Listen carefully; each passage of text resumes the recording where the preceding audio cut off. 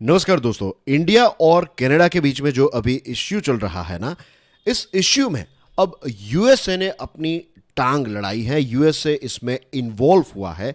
तो आज हम ये समझेंगे कि यूएसए जो है वो क्या कनाडा की साइड ले रहा है, क्या यूएसए भारत का एक रिलायबल पार्टनर है, और अगर यूएसए ने कनाडा की साइड ली है तो भारत जो है वो अब आगे क्या कर सकता है या फिर क्या करेगा। Welcome to study glows. मेरा नाम है प्रशांत मामानी। दोस्तों, आप मेरे दूसरे लेक्चर्स क्यूरियसली एजुकेशन पर भी देख सकते हैं। आगे बढ़े उससे पहले स्टडी ग्लोज ने आंसर राइटिंग का कोर्स लॉन्च कर दिया है। ये कोर्स जो है इस पर एक बहुत अच्छा डिस्काउंट अभी चल रहा है। कूपन कोड है विजय। इस कोड का इस्तेमाल कीजिए, get massive discount. And let me tell you and let me remind you कि आंसर राइटिंग का कोर्स जो है वो मेंस एग्जामिनेशन की तैयारी के लिए बहुत ही इंपॉर्टेंट है। नाउ डियर फ्रेंड्स, आपकी स्क्रीन पर है एंटोनी ब्लिंकन। ये यूएसए के सेक्रेटरी ऑफ द स्टेट है, यानी कि आप समझ लीजिए कि वहां के फॉरेन मिनिस्टर हैं। उन्होंने ये स्टेटमेंट दिया है कि यूएसए ने इंडिया को अपील की है कि आप इस इन्वेस्टिगेशन में कोऑपरेट कीजिए। अब सबसे चौंकाने वाली बात जो है वो ये है कि कोऑपरेशन किस चीज़ में वो मांग रहे हैं। एक टेररिस्ट जो है उसकी हत्या हुई और अब यूएसए भारत को यह कह रहा है कि आप टेररिस्ट की हत्या के पीछे इन्वेस्टिगेशन जो कनाडा करना चाहता है तो उस इन्वेस्टिगेशन में आप कनाडा की मदद कीजिए या फिर उनके साथ कोऑपरेट कीजिए। अब ओटवा यानी कि कनाडा का जो कैपिटल है, कनाडा की सरकार ने भारत पर इल्ज़ाम लगाया है। कनाडा का कहना यह है कि रिसर्च एंड एनालिसिस विंग यानी कि हमारी जो रो है उसने ये निज्जर नाम का जो व्यक्ति है ना, जिसकी जून महीने में मृत्यु हुई थी, उसके पीछे रो का हाथ है, ऐसा कनाडा का हमारी सरकार पर इल्ज़ाम है। यूएसए ने यह भी कहा कि इंडिया और कनाडा दोनों की सरकार के साथ यूएसए जो है वो इस मैटर को लेकर टच में है। और यहाँ पर फिर से हमें वही एक प्रकार का यूएसए का एटीट्यूड देखने को मिलता है कि वो एक प्रकार का ग्लोबल पुलिस का रोल जो है वो अदा कर रहा है। वो ये समझ रहा है कि आज भी वो पहले जैसे लोगों को डिक्टेट करता था, दूसरे देशों को डिक्टेट करता था, वैसे ही हमें भी डिक्टेट कर पाएगा। देखिए, यूएसए और इंडिया के रिलेशंस काफ़ी ज़्यादा अच्छे हो रहे हैं, राइट। डिफेंस के पॉइंट ऑफ व्यू से देखें, ट्रेड के पॉइंट ऑफ व्यू से देखें, टेक्नोलॉजी के पॉइंट ऑफ व्यू से, और इमर्जिंग टेक्नोलॉजी और बहुत सारी चीज़ें जो हैं वो इंडिया और यूएसए के बीच में हुई हैं। लेकिन हमें यह भी समझना पड़ेगा कि यूएसए और कनाडा जो है वो पड़ोसी देश हैं। अगर आप कनाडा और यूएसए की पूरी हिस्ट्री देखेंगे, जियोपॉलिटिकल हिस्ट्री देखेंगे, then you will always find कि कनाडा जो है वो उतना ज़्यादा एक्टिव नहीं रहा है। दुनिया का सेकंड लार्जेस्ट कंट्री है, G7 का मेंबर है, एक डेवलप्ड देश है। उसके बावजूद भी जियोपॉलिटिक्स में कनाडा हमेशा बैक बेंच पर बैठा है। कोई भी इश्यू होता है तो वहाँ की सरकार का यही एटीट्यूड होता है कि यूएसए जो है ना वो कुछ कर रहे हैं तो यूएसए को बता देंगे कि नहीं, आप जा रहे हैं, ठीक है, हम नहीं आ रहे, आप चले जाइए, वी आर हियर, फाइन। तो हमेशा एक प्रकार का पिगी बैकिंग, एक हमेशा यूएसए की पीठ पर बैठा हुआ एक देश है कनाडा।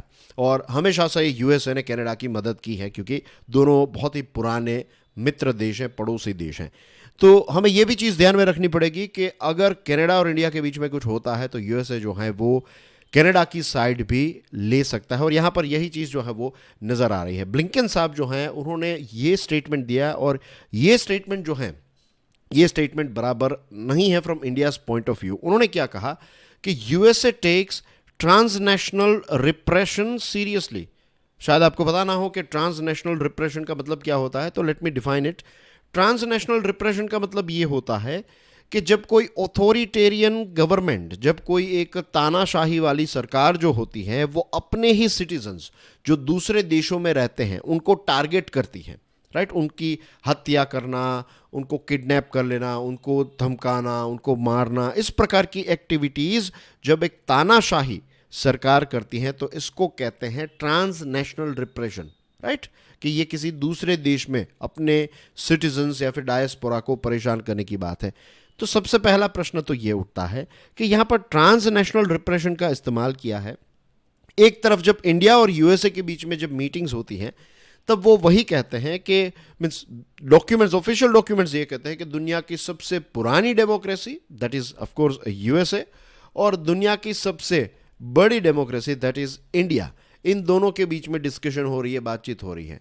तो एक तरफ ऑफिशियली आप हमें डेमोक्रेसी कह रहे हैं और दूसरी तरफ एक छोटी सी मैटर जो है जिसमें आपका कोई इतना लेना देना नहीं है, उसमें आप यह कह रहे हैं कि हम ट्रांसनेशनल रिप्रेशन को बहुत ही सीरियसली लेते हैं। What do you mean by transnational repression? दूसरी चीज़, ये जो हरदीप सिंह निज्जर हैं, जिनको आप अपनी स्क्रीन पर देख सकते हैं, ये वाला जो व्यक्ति है जिसकी जून में मृत्यु हो गई, अब ये जो निज्जर हैं इसको भारत सरकार ने ऑफिशियली टेररिस्ट घोषित किया है, नंबर 1। नंबर 2, जो इंटरपोल है, इंटरपोल ने भी ये निज्जर पर रेड कॉर्नर नोटिस जो है वो इश्यू की है। नंबर 3, कनाडा की पुलिस ने कई बार इसको अरेस्ट भी किया, लेकिन फिर ऊपर से कॉल आ जाते हैं, ऊपर से पॉलिटिकल प्रेशर आ जाता है, तो कनाडा की पुलिस को इसको रिहा करना पड़ा, राइट। तो ये सारी चीज़ें जो हैं वो डॉक्यूमेंटेड है, वेल डॉक्यूमेंटेड है। ऐसा नहीं है कि कोई ये भला इंसान था, भला आदमी था और इसकी मृत्यु हो गई है। और इंडिया ने तो ऑफिशियली ये भी कहा है कि हमारा इसमें किसी भी प्रकार का इन्वॉल्वमेंट है ही नहीं। और इंडिया ने कनाडा को कहा है कि आपके पास अगर कोई डॉक्यूमेंट्स है तो डॉक्यूमेंट्स हमें प्रोवाइड कीजिए, राइट। और हम सब जानते हैं, दुनिया जानती है, इनफैक्ट यूएसए भी जानता है, यूएसए की एजेंसीज भी इस बात को जानती है कि निज्जर जो हैं वो इंडिया में वांटेड था, बहुत सारे टेररिस्ट ऑर्गेनाइजेशंस के साथ जुड़ा हुआ था। पाकिस्तान बेस्ड टेररिस्ट ऑर्गेनाइजेशंस जो हैं उनके साथ भी निज्जर का डायरेक्ट कनेक्शन था। और 1980s के समय में जो हमारे यहाँ पर जो एक पूरा पंजाब में जो इश्यू चला था, फिर उसके बाद ऑपरेशन ब्लू स्टार लॉन्च हुआ, तो जो एक खालिस्तान नाम का एक अलग देश मांगने की जो एक मूवमेंट है उसको सपोर्ट करने वाला ये व्यक्ति था निज्जर। और इसकी इन्वेस्टिगेशन में यूएसए हमें यह कह रहा है, इसकी हत्या की इन्वेस्टिगेशन में यूएसए यह कह रहा है कि भारत को कनाडा को सपोर्ट करना चाहिए। भारत ने जो कनाडा के दावे हैं, कनाडा के प्राइम मिनिस्टर जस्टिन ट्रूडो ने जो कहा कि भाई ये जो भारत का इसमें इन्वॉल्वमेंट है, तो भारत ने क्लियरली बता दिया है कि आपके द्वारा जो दावे हैं, आपके जो क्लेम्स हैं, ये एब्सर्ड और मोटिवेटेड है। और भारत ने यह भी कहा है कि आपके पास अगर कोई डॉक्यूमेंट्स हैं कि हमारी रो ने ये काम किया है तो आप हमें ये डॉक्यूमेंट्स पेश कीजिए, राइट। अगर आपके पास डॉक्यूमेंट्स नहीं है तो फिर आप हमारे ऊपर ऐसा इल्ज़ाम नहीं लगा सकते। दूसरी चीज़, आपकी स्क्रीन पर ये जेक सुलिवान है, ये यूएसए के नेशनल सिक्योरिटी एडवाइजर है। जैसे हमारे देश के अजीत डोभाल साहब हैं, वैसे ये जेक सुलिवान जो है ये यूएसए के नेशनल सिक्योरिटी एडवाइजर हैं। उन्होंने ये कहा कि यूएसए जो है वो अपने प्रिंसिपल्स को डिफेंड करेगा और अपने जो एलाइज यानी कि मित्र देश हैं उनके साथ कंसल्ट करेगा। और यूएसए ने यह भी कहा, जेक सुलिवान ने यह स्टेटमेंट दिया है कि यूएसए कनाडा की लॉ एनफोर्समेंट और जो कनाडा के डिप्लोमेटिक एफर्ट्स हैं इसको यूएसए सपोर्ट करता है। तो यहाँ पर ये दो स्टेटमेंट जो आए हैं, एक तो उनके फॉरेन मिनिस्टर का और एक उनके नेशनल सिक्योरिटी एडवाइजर का, ये दो स्टेटमेंट से क्लियरली पता चलता है कि इस मैटर में यूएसए जो है वो हमारा नहीं लेकिन क्लियरली कनाडा का सपोर्ट कर रहा है, कनाडा की साइड जो है वो ले रहा है। यहाँ पर यूएसए को न्यूट्रल रहने की ज़रूरत थी, लेकिन यहाँ पर उनके इस प्रकार के स्टेटमेंट्स जो हैं उससे ऑफ कोर्स भारत जो है उसको दुख पहुँचेगा। अब यूएसए ने यहाँ पर स्टैंड लिया है तो कुछ प्रश्न हम यूएसए को भी पूछ सकते हैं ना।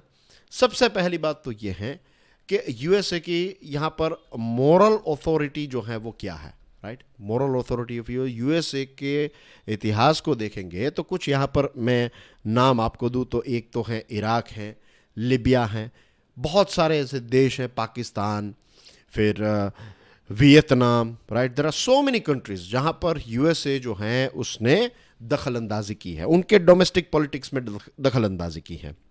अभी कुछ समय पहले ही चिली नाम का जो देश है, दक्षिण अमेरिका का ये देश है, साउथ अमेरिका का ये देश है, इसकी 50th एनिवर्सरी जो है उसका मौका था। किसका? कू, राइट। चिली में जो कू हुआ था वहां पर एक इलेक्टेड सरकार थी, वहां के लोगों ने एक पार्टी के लीडर जो हैं उनका नाम था ओलांदे साहब, राइट। और let me tell you, NCERT जो है ना आपकी, एनसीईआरटी के आपको स्टार्टिंग के ही पॉलिटी के चैप्टर्स जो है उसमें पढ़ने के बाद, आई थिंक 8th या फिर 9th स्टैंडर्ड की पॉलिटी अगर आप पढ़ेंगे then you will find this thing. उसकी किताब में क्लियरली ये पूरा केस जो है वो दिया गया है ना। आई एम श्योर आप में से बहुत सारे लोगों ने इस पूरे केस स्टडी को पढ़ा भी होगा कि कैसे चिली में अमेरिका के निक्सन और किसेंजर ने, वहाँ के जो प्रेसिडेंट्स थे, मीन्स एक के बाद एक वहाँ की सरकारों ने मिलकर, निक्सन जो थे वो प्रेसिडेंट थे और as far as I know Kissinger जो थे वो उनके फॉरेन अफेयर्स मिनिस्टर थे। तो उन्होंने क्या किया, उन्होंने चिली की सरकार को हटाकर वहाँ पर एक पिनोशे नाम के एक व्यक्ति थे, राइट, एक डिक्टेटर थे, तो उनको वहाँ पर बिठा दिया और 17 सालों तक पिनोशे जो हैं उनका राज रहा चिली में। डेमोक्रेटिकली इलेक्टेड गवर्नमेंट को हटाकर आप एक डिक्टेटर को वहाँ पर बिठा रहे हैं, और उसके बाद ये 17 सालों के अंदर 40,000 से भी ज़्यादा लोग जो हैं उनके टॉर्चर किया गया। इनफैक्ट जो ये ओलांदे साहब हैं उन पर अटैक करवाया गया, वो एक रेडियो स्टेशन में थे, राइट, वहाँ से उन्होंने अपने देश को एड्रेस भी किया, उनको पता था कि आज वो लोग इनको मार देंगे, प्रेसिडेंट साहब ओलांदे जो हैं, तो उन्होंने देश को एड्रेस किया। ये सारी चीज़ें डॉक्यूमेंटेड हैं और यहाँ पर सारी चीज़ें यूएसए ने करवाई है। तो प्रश्न ये उठता है कि यूएसए का क्या मॉरल स्टैंड है कि वो दूसरे देशों को ये कहें कि आपको क्या करना चाहिए, क्या नहीं करना चाहिए। एक और चीज़, भले ही ओसामा बिन लादेन जो है वो दुनिया का सबसे बड़ा आतंकवादी था, वी ऑल एग्री, लेकिन ओसामा बिन लादेन को मारने के लिए पाकिस्तान में यूएसए जब चला गया तो क्या पाकिस्तान की सरकार को उन्होंने इन्फॉर्म किया था? क्या उनकी लॉ एनफोर्समेंट या फिर पाकिस्तान की सॉवरेनिटी जो है उसका वायोलेशन उस समय पर नहीं हुआ था? और बहुत सारी हॉलीवुड की जो फिल्में होती हैं उसमें अलग अलग देशों में कैसे लोगों को टारगेट किया जाता है, कैसे टेररिस्ट को न्यूट्रलाइज किया जाता है। एक स्टीवन स्पिलबर्ग की एक फिल्म है म्यूनिक, शायद आपने देखी होगी। इट्स अबाउट मोसाद कैसे 1972 के ओलंपिक में जैसे जो इजरायली जो प्लेयर्स थे उनको पैलेस्टीनियन आतंकवादियों ने मार दिया था, तो उस पर एक पूरी फिल्म है। उसके बाद एक ऑपरेशन लॉन्च किया था, ऑपरेशन वॉर्थ ऑफ गॉड, और ये जो वॉर्थ ऑफ गॉड है उस पर बहुत सारी फिल्में बनी हैं। स्टीवन स्पिलबर्ग ने एक म्यूनिक नाम की फिल्म बनाई थी, वो काफ़ी हिट है। तो जब अमेरिका इस प्रकार की एक्टिविटीज़ करता है, उनकी फिल्मों में ये सारी चीज़ें ग्लोरिफिकेशन किया जाता है, फिर यूएसए खुद अलग अलग जगहों पर इन्वॉल्व रहता है, और उसके बाद क्या यूएसए को इस प्रकार का स्टैंड लेने का कोई ऐसा मॉरल अधिकार है? ये एक बहुत बड़ा प्रश्न यूएसए को खुद को अपने आप को पूछने की ज़रूरत है, isn't it? So that's everything as far as this discussion is concerned. Thank you very much. God bless you all. Jai Hind.